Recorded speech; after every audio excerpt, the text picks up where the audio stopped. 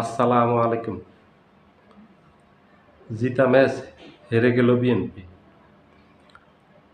একটা দলের নিয়ন্ত্রণে যদি মাঠের ৯৫ ভাগ থাকে, তারপর যদি সেই দলটা হেরে যায়, তাহলে এই হারার, এই পরাজয়ের যে ব্যথা, এটা যেই দল এই পরাজয়টা বরণ করে, এই কষ্টটা, এই ব্যথাটা তারা বুঝে।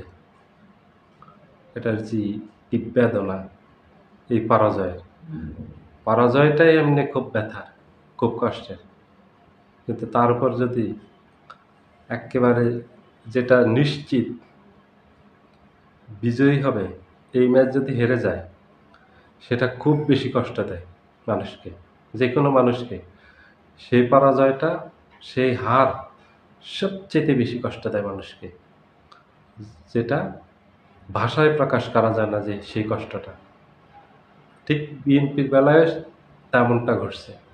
এই রাজনীতির মাঠটা বিএনপির নিয়ন্ত্রণে ছিল। ৯০ থেকে ৯৫ ভাগ বিএনপির নিয়ন্ত্রণে ছিল। ৫ই আগস্টের পরেও ছিল। কিন্তু বিএনপি এই মাঠের এই নিয়ন্ত্রণটা ধরে রাখতে পারেনি।